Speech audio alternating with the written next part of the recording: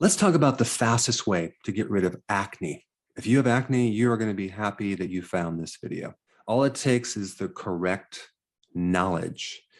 Now, when I was, I think, 7th grade, 8th grade, I had severe acne. And talk about devastating someone's confidence.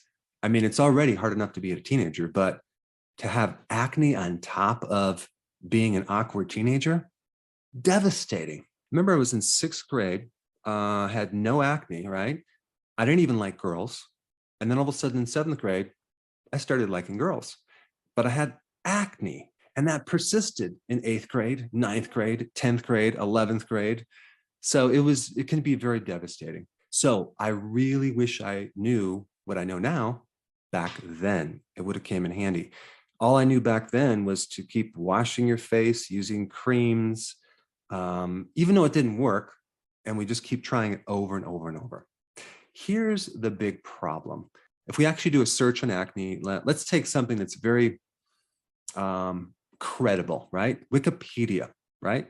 I'm being very sarcastic. Let's see what Wikipedia says about acne here. Acne is a long-term skin condition that occurs when dead skin cells and oil from your skin clog your hair follicles. The resulting appearance can lead to anxiety, reduced self-esteem, and extreme cases, depression, or even thoughts of suicide. But check this out. Susceptibility to acne is primarily genetics in 80% of cases. Now, notice that they said susceptibility to acne. They didn't say acne. That is because there's something way more powerful than your genetics, and that's called epigenetics, which I'm going to get into. It says the roles of diet and cigarette smoking in the condition are unclear, and neither cleanliness nor exposure to sunlight appear to play a part. Eating fewer simple carbohydrates, such as sugar, may minimize the condition. Okay, so that's, at least they mentioned that. All right, and then they get into the causes. Possible secondary contributors include hormones, infections, diet, and stress. All right, and then we get to diet. It says high glycemic load diets have been found to have different degrees of effect on acne severity. So one of the studies that they mentioned, diet and acne update. Carbohydrates emerge as the main culprit. Of course, they're not going to emphasize that. And then they go right into multiple randomized controlled trials, and non-randomized studies have found a lower glycemic load diet to be effective in reducing acne. So the rest of this page is just more confusion, more information that doesn't really tell you or differentiate the important stuff from the trivial stuff to the stuff that's completely and utterly false. So no wonder why people have a hard time finding answers. So if we take a look at acne, what it is, we have an infection of a sebaceous gland, okay? A sebaceous gland is the oil glands in your skin. And so this is why you have redness, that's inflammation. You have many times a white pustule, which is an infection, which has bacteria and white blood cells. And you're looking at your acne going, wow, I need to pop that zit, right? And then clean it out, and then it'll go away. But it never goes away. It comes back. It turns into a scar. Okay, now you have a pock mark, and it keeps coming back. So what is behind this infection of the sebaceous gland? And the answer is a hormone called androgens. Your androgens are too high. I mean, think about what happens during puberty. You have this shift of androgens, right? Mostly in men. It's also a spike in girls as well. Okay, but they also have a spike in estrogen, which can also trigger acne as well. So is the problem just puberty and everyone has to go through it, or is there something we can do? Well, there's some extra data about androgens that I want to talk about that's going to help you isolate what's really going on. But I'm going to recommend that you stop popping your zits, okay? Because that's going to just create more of an infection. It's going to create more redness, more inflammation, and more scarring, okay? And it's very difficult to get rid of old scars. There's things you can do, but it's not the easiest thing in the world to do. And the scars just are more permanent, okay? So we don't want to pop the zits. We want to find the underlying cause. So what are all the things that can cause an increase in androgens? Well, there's a protein in your liver, okay? There's a certain protein. I don't want to give you the long name, but the acronym is SHBG, okay? This protein helps you bind both estrogen and testosterone. So if you have enough of this protein, it keeps these two hormones locked up and in the inactive form. Because if you have too much free estrogen and too much free testosterone, it can be very dangerous for various reasons, but you just don't want a lot of active testosterone and a lot of active estrogen floating around through your bloodstream. So the body tends to lock up about 99% of all of it, and only 1 to 2% of it is free. And so they found people that have bad acne have very low levels of this protein. Okay, there's just not enough to bind it. So they're having more free testosterone, and then that excess androgen is going to then cause more enlargement of the sebaceous gland, more oil, more infection, more bacteria, etc. Now, the big question is, what causes low amounts of this protein to exist, okay? And the answer is, you ready for this? Are you sitting down? High insulin, okay? Or insulin resistance.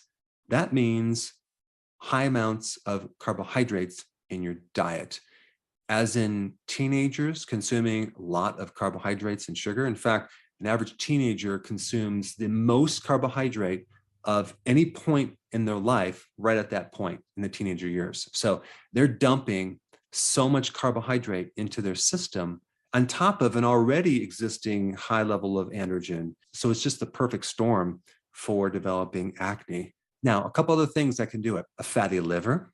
The more fat you have on your liver, the less of that binding protein you're going to have, okay?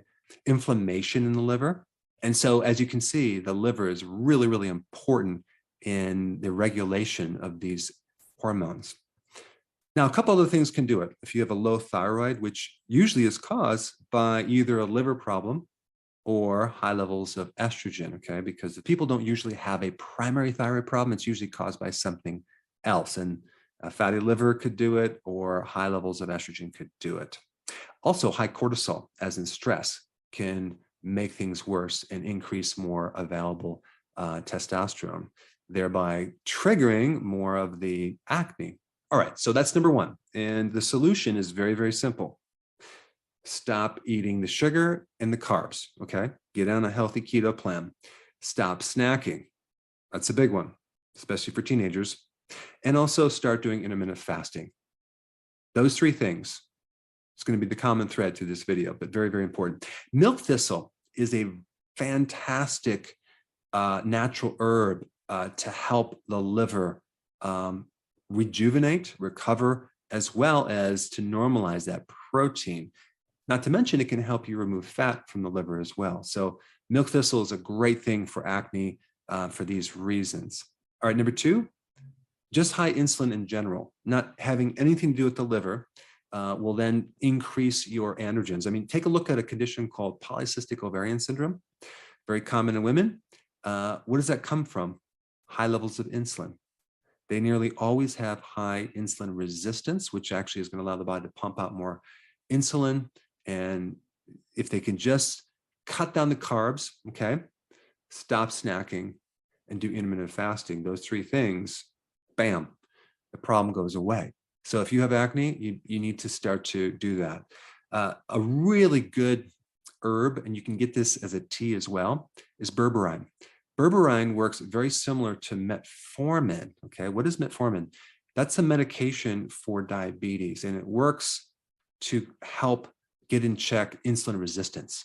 And the interesting thing is berberine is almost equivalent in function, but without the toxicity. There's side effects from medications. But if you look up the relationship between metformin and getting rid of acne, it's a great way to get rid of acne. But the problem is it's a medication. So why can't we just use a natural form of metformin with less toxicity.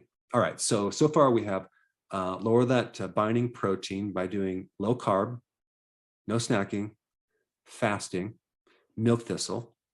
Then if we add berberine on top of that, now we're really going to see some nice, cool changes. Now, there's a couple other things that they're going to happen when you start doing this. The gland, which is kind of in a large state, is going to start to shrink and reducing the oil that's in the gland too. Green tea actually handles every potential pathogenic cause of acne. I mean, it reduces inflammation. It actually is great as an antibacterial. It reduces the sebaceous gland directly, as well as its oil. It also helps with insulin resistance, and it makes insulin more sensitive, so then it can help reduce insulin. So green tea is a very, very important remedy in acne as well. You can even probably get it as a cream and put it topically as well. And the last little remedy I would recommend is zinc and copper. And sometimes you can just get it in a trace mineral blend. But zinc and copper, a deficiency of zinc, also a deficiency of copper, can be one of the primary root causes of acne. You need both. In fact, you need zinc to help you absorb vitamin A, which is essential for your skin and also to prevent acne. But copper is involved in a very powerful antioxidant, okay? It's called SOD. And copper goes in there and cleans up all the oxidation that's occurring in the skin from all the inflammation and the oxidative stress. So copper is a very powerful antioxidant that can help reduce inflammation, and it works with zinc. All right, and I have a few more points here. Don't pop your zits anymore, okay? Just do this protocol. Don't over clean your skin. Don't scrub your skin. It's not the dirt that's the problem. In fact, when you scrub your skin, you're going to get rid of all the good, friendly bacteria that's there to protect you. And now you have this redness in your face. So don't over clean your skin. Also, when you take a shower, get a filter to filter out fluoride. Fluoride is very, very irritating to the skin. Now, it's not going to cause the type of acne that maybe you have right now, but it can keep your skin kind of red and irritated. So just get some filter to pull out that fluorine. That's just as a side note. It's not the main thing you should do, but it's one of the things that it's very important. The other thing to avoid is milk. Milk has a lot of hormones, including both androgens as well as estrogens. It's a growth hormone. So I would highly recommend you avoid dairy for a while. That right there might help you greatly. And then if you have these scars on your skin, get a real high quality vitamin E oil and rub it into the skin before you go to bed every night. And there's another great product for scarring that was very successful when I was in practice. It's called Dermatrophin PMG. Dermatrophin PMG. It's a standard process product. And you just take one before bed for maybe 6 months if it's really bad, or 3 months if it's a moderate problem. All right, so now you need the details of how to do the low carb and the no snacking, okay? For that, I put a very simple playlist right here. Check it out, get started, and then come back to this video and report to me of your great success.